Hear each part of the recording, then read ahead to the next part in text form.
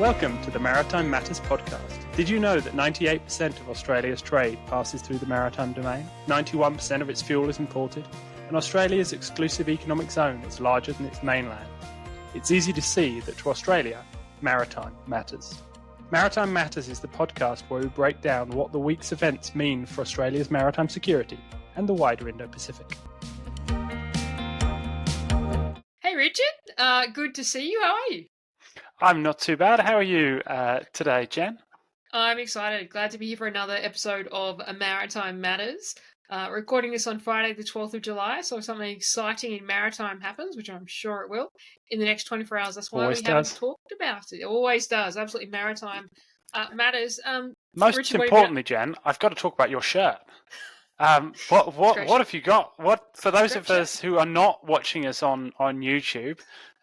What pleasures are they missing out by not doing so? Well, it is a brilliant shirt, but it is a shirt of a map. Unfortunately, it's Europe, not the Indo-Pacific, but still, it looks very cool.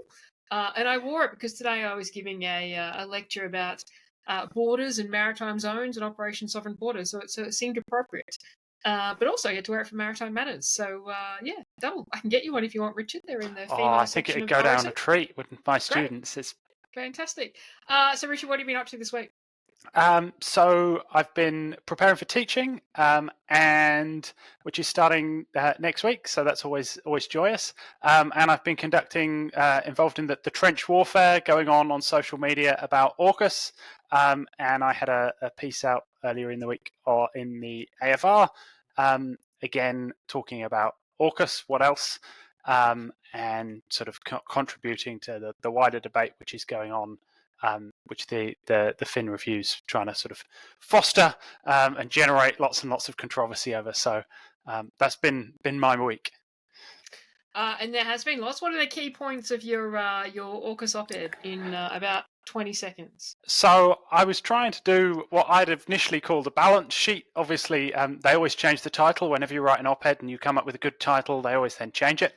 Yes. So I called it the AUKUS balance sheet. I tried to make the case that actually a lot of the arguments so far have either been polarized completely one side or completely the other, and I tried to set out that there are actually very strong arguments for AUKUS, and tried to talk a little bit about some of those within Australia's sort of why it matters for Australian national security, but at the same time also highlight some of the challenges and acknowledge some of the issues that I think the James Curran set of articles the week before did point out about the difficulties in the way in which AUKUS came about, which we talked about on last week's podcast. So I tried to sort of set it up on one side and then the other, and also talk about the problems that would come now from cancelling it, because I think there's quite a lot of negativity around AUKUS, but not many people actually talk about what would happen if you did now cancel it, which I think is got to be part of that conversation. So have a look, check it out. It is definitely worthwhile reading. It was a really good piece. And even though I'm breaking with our normal kind of canter for the thing, I just want to touch on that negativity around AUKUS, because I did a bit of a deep dive this week into public polling and public perceptions of AUKUS, having sat on a panel at the National Security College this week talking about AUKUS. And actually, there's two good polls out, both USSC's poll from last year and Lowy's poll from this year, which do actually say, despite the pushes in the media, the majority of Australians, based on those polling, both of them had respective sample sizes for Australia's population. The majority of Australians actually support AUKUS. Yep. Or at least don't strongly disagree with AUKUS. So it's a bit of a mismatch between, I think, the gotcha media reporting on AUKUS and the average Australian. Now, of note, that view does seem to change when the question is asked in a way of, do you think it's good value for money? But the majority of Australians support AUKUS. Yeah, I think the interesting thing in terms of both sides, but particularly those and places like the ASA thinking about this, is that I think the polling broadly does show support for AUKUS, but that support is not particularly deep. So there's actually relatively few people saying they really support AUKUS. There's quite a lot of people think, yeah, broadly it vaguely makes sense, but that the potential for scope for that to change perhaps greater than on other issues. So I think there's still a large, relatively undecided middle within this sort of wider discussion. So I think I would generally agree with you. I think that the public mood is more positive than the media coverage, but I think we need to take the strength of that with a degree of a pinch of salt. I think you're right. So, Richard, big week. Chief of Defence Force handed over. So, lots of aircraft flying through the skies of General Angus Campbell. Actually handed over to now Admiral David Johnston. First time Navy has had a Chief of Defence Force in quite some time. When was the last time Navy had a Chief of Defence Force, Richard? Good trivia question. The last Navy CDF was Admiral Chris Barry from 1998-2002. So really long time ago when you think about the kind of issues confronting the incoming CDF in 1998. Very different set of issues today. So it's been a long time and coming. So hopefully, and I think that probably points to wider shifts in terms of focus within. All right. Okay. So, Richard, what else? Richard, what else has been happening in the region this week? So, in terms of sort of maritime matters, things happening. One of the news stories, which is that caught my attention, was the arrival of the attack Cavour, Owen, and taking sort of part in Pitch Black, which for those people who are sort of focused, this is a light blue primarily, not something we normally talk a huge about. As far as I'm aware, this is the first time a carrier has been involved in exercise Pitch Black, so that's exciting. So this is the first time a carrier has been. It's a sort of significant general kind of multinational exercise, particularly notable European contingent. So in carrier, along with escort, there's also a significant Italian force contribution, as well as a German, Spanish contribution and UK. So sort of Europe and NATO is Pitch Black, and I think this fits into sort of narratives around the focus on the Indo-Pacific within NATO. Obviously, NATO has a lot of its own region, but this is still a war for NATO.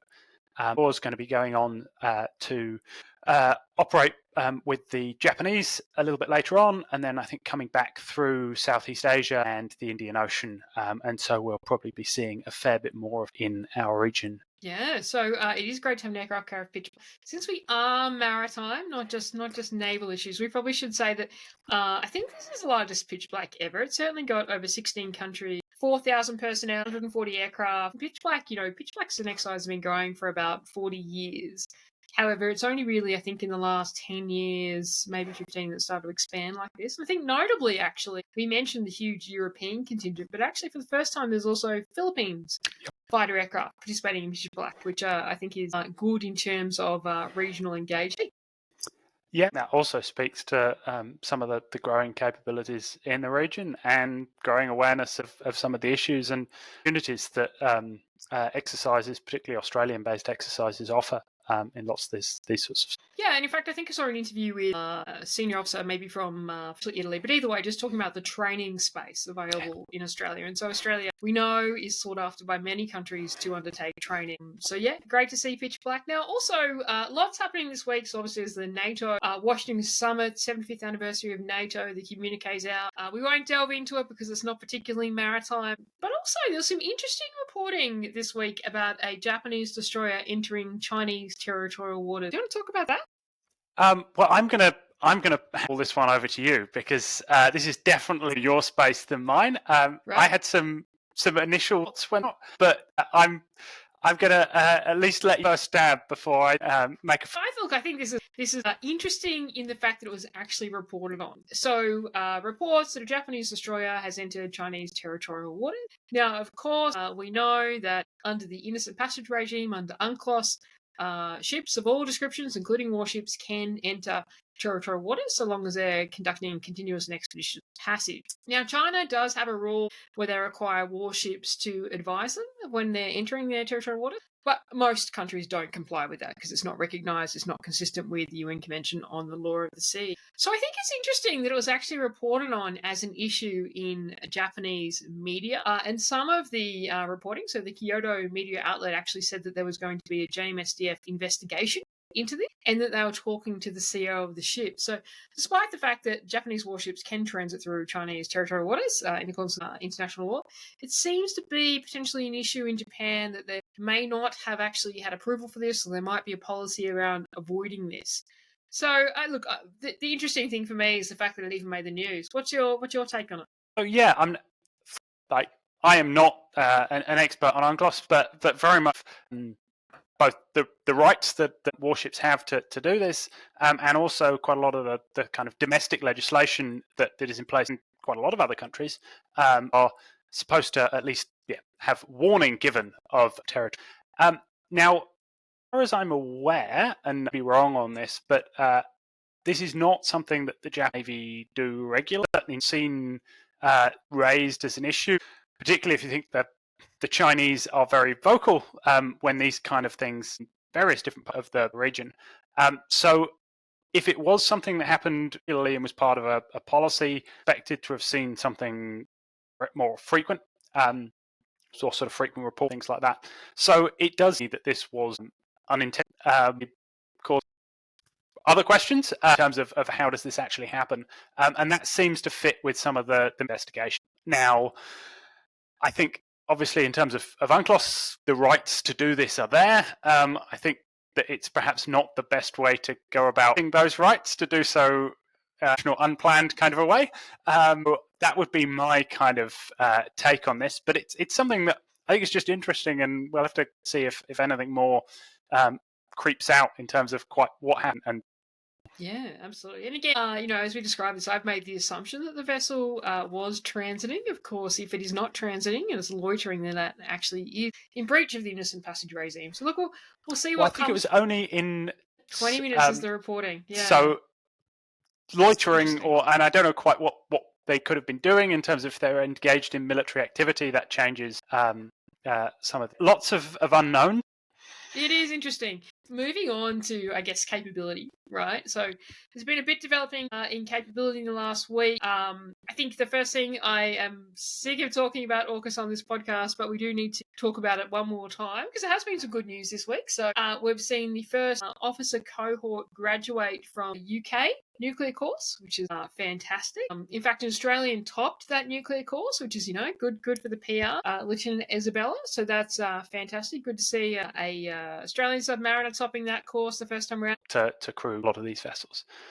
In terms of the wider training pipeline, I think it's obviously really good to see this happening. It's great to see the connections as well as in the US. And from a purely pragmatic basis, it's also good to see more people in terms of personnel and British submarine capability. They crew their submarines. Having trained and sort of Australian personnel into that capability pipeline, I'm sure is something that the RN is in certain regards very grateful for. Let's just hope they can keep enough boats operational that they can actually continue to support that. Absolutely. And I think also with this early training of Australian submariners through both the US and the UK, it'll also be important for us to be able to retain these submariners until we get our nuclear-powered submarines in the early 30s. But look, that's probably enough on AUKUS. So let's talk on to the other exciting capability announcement in the last couple of years for the Royal Australian Navy, which is Project C3000. Take me a while to get used to this. There's sort of 1000 C4. Yeah, me too. In fact, I've got to be honest. I think one of the things I liked I think we owe Ben Felton a kudos in his ADM piece this week. I think a lot of people, it was the most detail they have seen about Project C3000. But it gave a good rundown of where Australia is at with selecting its general purpose frigate and some of the things that are rumoured to make up the selection criteria. What did you take away from this piece? Yeah, so definitely worth a read. He pulls out a lot of useful stuff from that he's managed to get out of the department, but also from Senate estimates, which was a couple of weeks ago. And again, there is some quite interesting stuff in the transcripts there. Really dig down and be nerdy. But the main focus is on kind of the question about shifting away from what I would describe as Australianized military off-the-shelf design to be built in a kind of traditional Australian way of warships towards something that is a straight with no modifications. And quite a lot of detail in the piece about quite what that means. A lot of us have been, frankly, about whether or not that's going to be certainly going to be a massive shift as in terms of the RAN or defence more generally procures vessels. So real sort of detail on what that, or a bit more what that means, the degree of kind of no changes. So that the was that the only changes, the statement from Rear Admiral Hughes, that the changes, I think, so obviously anything that's in Japanese or Korean or things we need to other than that, all other changes go through and then up to be approved. Obviously, that doesn't mean that there aren't going to be any changes to design, put some pretty significant brakes on that, and also statements about the fact that 4 is an out-of-the-box solution, and of a full pipeline, even down to out-of-the-box solution. Now, see this, I think it's a dramatic shift. I have questions. I think there's a lot of questions that this poses. Really interesting to see a lot more detail on this, and yeah. So I guess it kind of made the hairs on my neck stand up a little bit. So when Ben kind of pulls out the bits from Senate estimates, it's very clear that this is a government-directed policy of minimal changes. It's certainly not no changes. I mean, it just will not be no changes. There are Australian safety standards the vessels will need to comply with. So I found the comment reportedly from Admiral Hughes in the estimates that, the only change allowed without going to the Defence Committee is actually change to language. Really means the Defence Committee is going to be looking at a lot of minor things. And I guess I've got two broad takeaways from it that kind of made the hairs on my neck stand up. I think the first one is, have we gotten to this point with defence capability, or at least defence naval capability, where the government doesn't trust defence?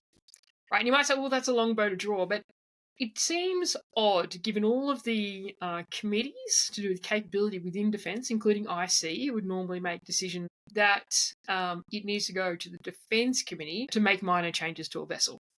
Right, so I think the first one is this, and this is a government-directed policy, it looks like from the commentary in estimates.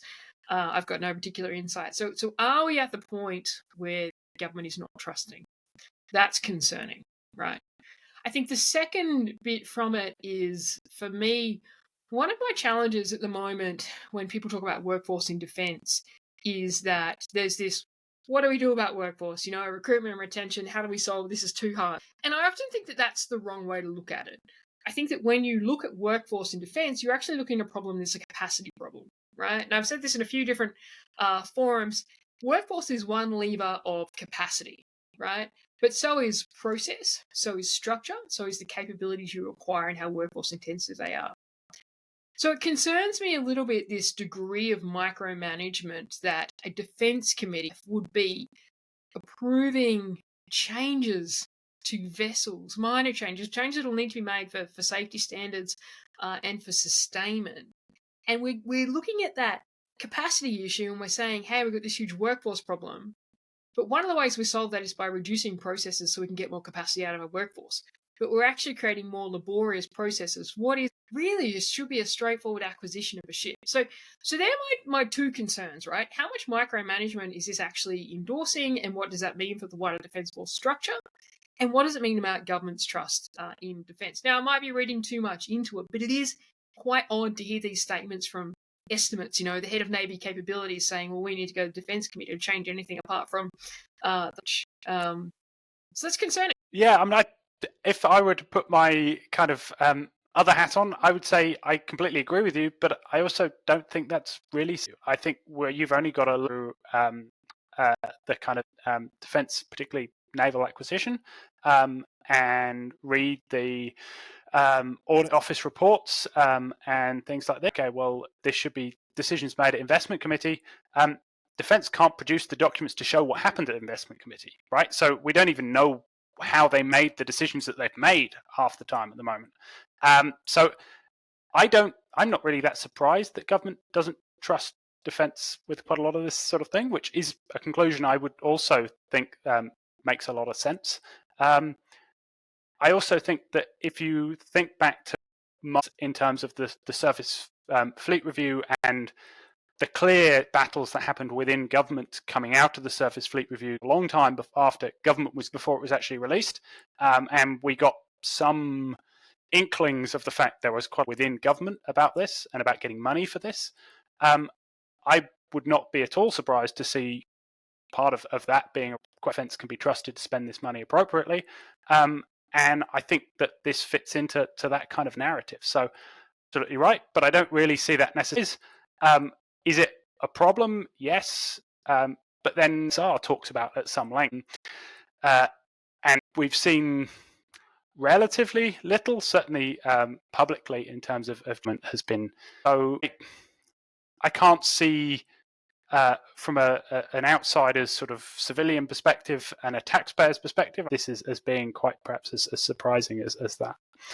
No, look, I would agree. I don't necessarily see it as surprising, but I do see it as concerning, right? When we're talking about there's no such thing as strategic warning time, and we're saying that a bunch of defence experts need to go to the Defence Committee for those changes. I think the other point, though, just on the history of defence projects, I'm a glass half full kind of person, and I think actually there is a lot of successful history of defence projects in Australia. Now, nobody says this. It's easy to be critical, and it's certainly easy to be critical when you have the Hunter-class ANAO audit released in 2023 staring you in the face, and, Arafura offshore patrol vessel, which in the public sphere nobody's quite sure why it was launched a number of years ago and hasn't yet been commissioned. But there are successful defence projects as well. And I guess my comment to if government feels that they need to micromanage that much with all these approvals going through the Defence Committee as per government direction, then you've got to ask the question that if they think there have been that many issues with Defence's acquisition, which I actually don't agree with, I just think there's some really obvious public ones right now, then why has nobody been held accountable? Now, we won't delve into this too badly, but, if it is that bad, nobody has been held accountable, right? And you look at, not that I agree with the US system and how they publicly name and shame, I don't support that, but if things are that bad, then nobody's been sacked.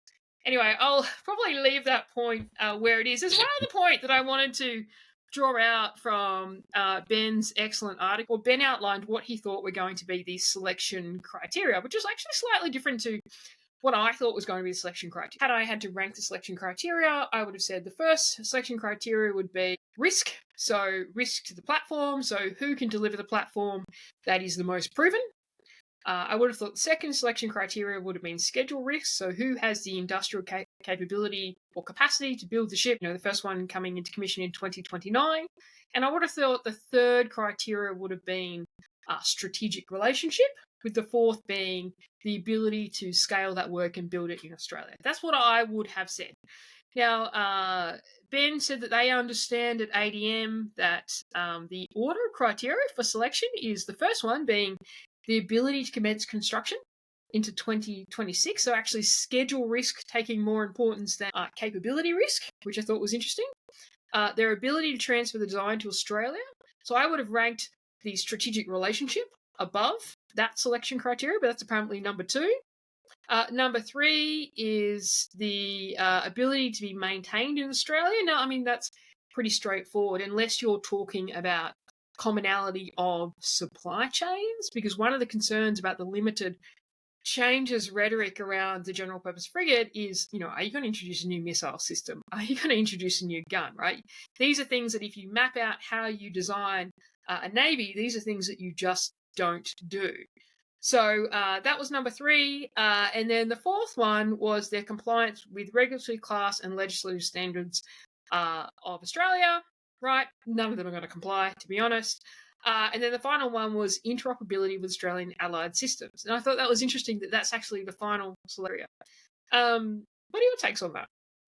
Yeah, so in line with what bits and pieces I've heard, and it fits with the kind of the narrative that from the surface fleet review as I saw it, that capability in the water is top priority, right?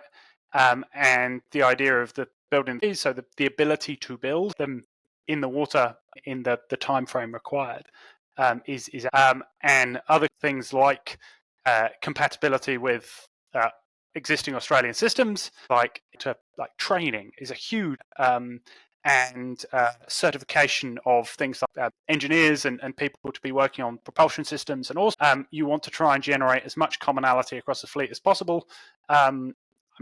Systems, a whole host of issues that come out from an entirely different vessel into the mix, making much lower priority. Now, this is where my raised eyebrows about this approach come from. Yes, there are massive issues with the Australianisation that they see in quite a lot of recent Australian warship procurement projects. But behind is quite a lot of this, right?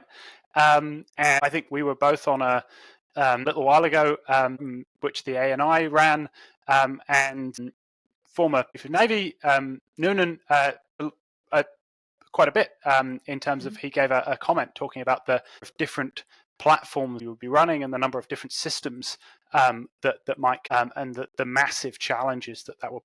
So I understand it's happening. I think to a degree, it's to me that actually there's even greater concern about the strategic environment than perhaps is understood, right? They just want some water because something's better than nothing. And perhaps also more concern about the Anzacs and the ability of the Anzacs to continue perform the roles, even the roles they are performing into the future. So yeah, I think it's really interesting, but I think there are some very significant questions. I agree, right? And I just go back to my framing of the workforce problem as not a workforce problem, but a capacity problem, of which workforce is one lever. Well, if you think about that capacity problem and you're introducing ships that don't have commonality of systems, of supply chains, etc., then you are just worsening that problem. And maybe you're right. Maybe it is because of the understanding of the strategic situation. Although I am still not convinced that we couldn't have had a ship earlier than 2029. So maybe it is, but maybe it's also the embarrassment of the fact that we're saying the fleet is growing, but actually the fleet is reducing. I mean, that's the facts between now and the early 2030s. So maybe it's that as well. But a fleet that is slightly growing, just moving on to the US. Talking of a fleet that's expanding, I mean, this is not that interesting, but the US have just taken delivery of a new guided missile destroyer, the USS John Basilone, so a new Arleigh Burke.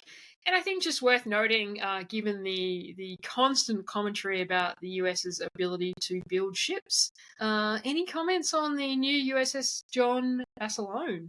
So I'm not sure she's officially named yet, but the continued production of the Arleigh, and I think it's from Bath Iron Works off the top. Yep, that's correct. And a pine of further down the line.